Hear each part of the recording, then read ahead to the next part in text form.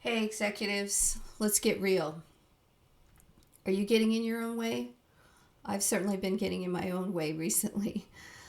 Sorry, I haven't been on for about a month. I have literally been stuck in a play loop, a catastrophizing play loop, for about a month that I've been trying to work on. Okay, so let's talk about this.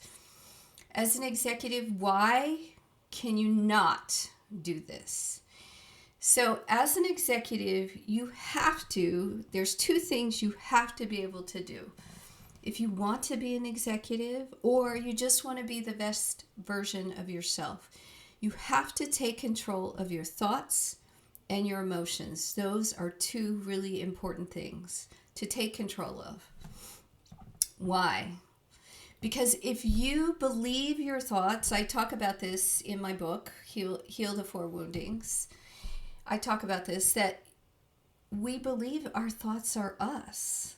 And oftentimes, especially negative ones, are actually just a play loop from a past wounding that is occurring.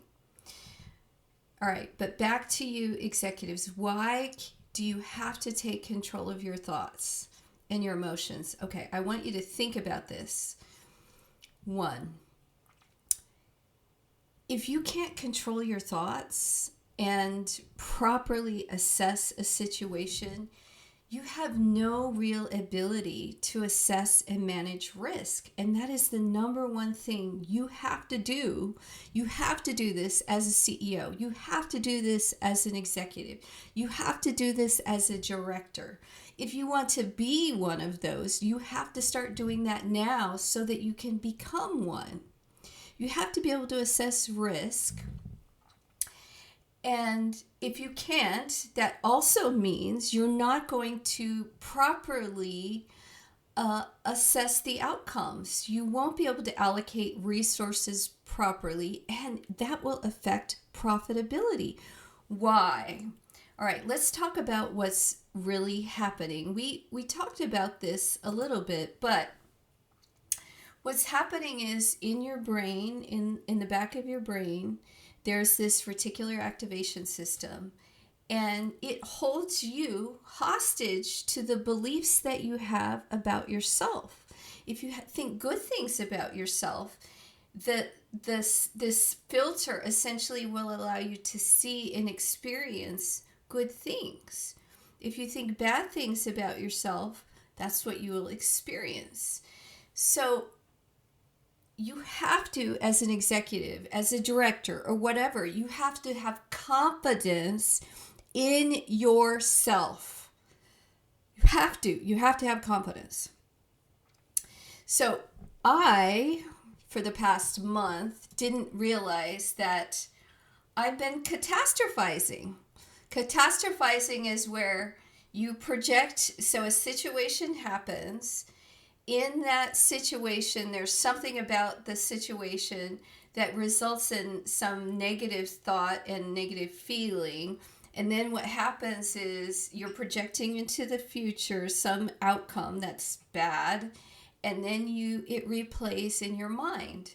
All right, so there's something about that situation that a past wounding is somehow experiencing it in a similar way that is resulting in a play loop. Okay, so how do you handle this? So I've literally spent a month dealing with this. Okay, so one, no. Are your thoughts you? Are your feelings you? And are the thoughts and feelings that you are choosing helping or hurting you? That's one thing. I talk about this in the book. Which means, first, you have to notice your thought patterns. Do you even know the thoughts that you're having? Chances are you're not. You're running around unconscious. So you have to take control of yourself, which means pause, reflect, notice yourself when you're doing this, then challenge your thoughts. The way that you do that is first, accept your feelings. How do you accept your feelings? You experience the feelings in the body. You don't focus on, oh, I'm feeling angry or I'm feeling sad, and you don't focus on the thought, oh, I'm going to get fired. Don't focus on that, because what's happening is the body somehow, it's a somatic experience. So the body has stored the past trauma in the body. And so focus on the body, because the body is what's creating the energy of the emotion and the thoughts. So first, you focus on the body. You feel the feeling of fear, whatever that feeling is, and you find the sensation actually in the body, and you focus your awareness on that body sensation. You just focus on it, and you focus on that feeling until that feeling dissipates. And the second thing that you can do that's really helpful is ask yourself, what if questions, like, is it real that I'm going to get fired? And do you have any evidence? Chances are you have no evidence. But your mind goes out here and it starts acting crazy. It's okay. Stop, take control, focus on your feelings. The second thing is practice mindfulness, which is calm yourself down. Ask yourself these questions. Reframe the situation. So I'll give you a perfect example that this really happened to me, which is when I first started my business. When you first start your business, you have no idea what you're doing whatsoever. And actually, for the first few years, you don't know. You're just you don't know. Okay, so I had I owned my business. I had some contracts I was doing on the side, but I also had a job. And so what ended up happening was I got fired. It's the first time I've ever been fired. And I got fired, and it turns out it was the best thing that ever happened to me. Best thing ever. So why do I suggest to assume that the bad thing that you're thinking is going to happen? Well, there is a doctor, and I'll put it in the description. There's a doctor that says that the way that you stop catastrophizing is that you accept it, because the neurotic mind is obsessing on it because you're resisting it. So then if you accept it, the mind has nothing to grab onto. It's like, oh, well, okay. Kind of end story. So you accept it. So let's say the thought is, I'm going to get fired. You have the feeling in your body, I'm going to get fired. You have a negative thought that you're going to get fired.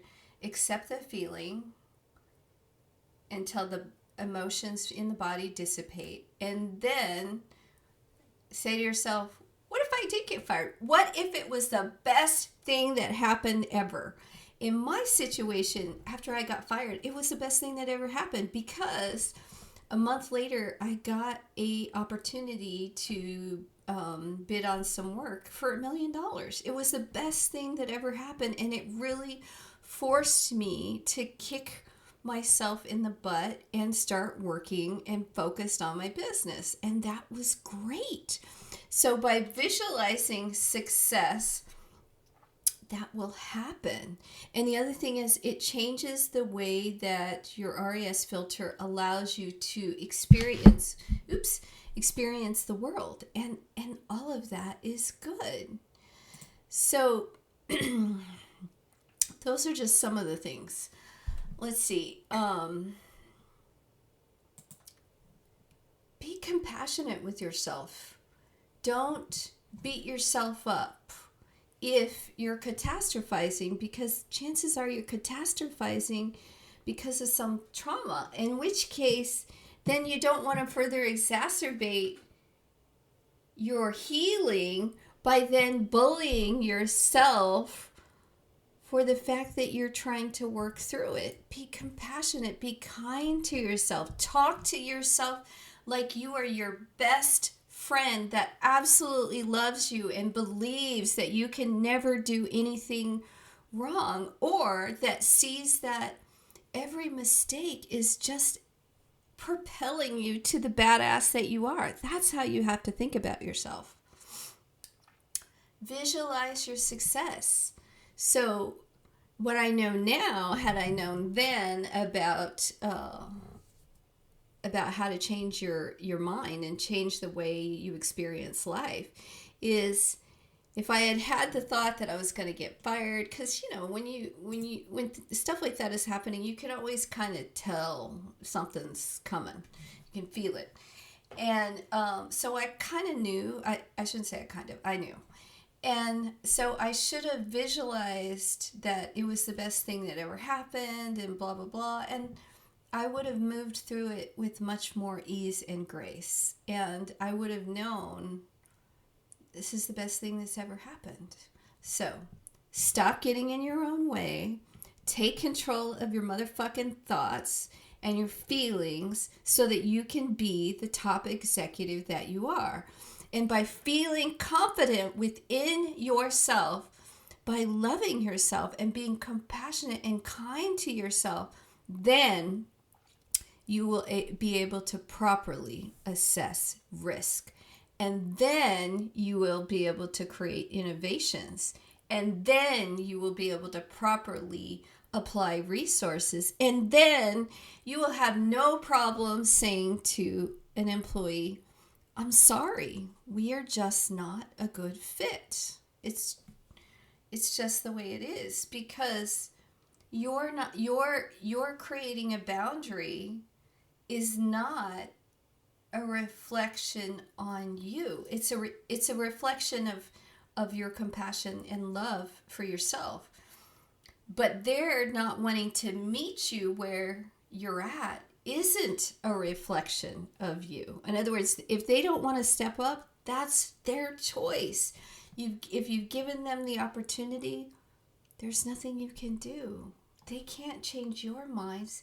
You have to change yours.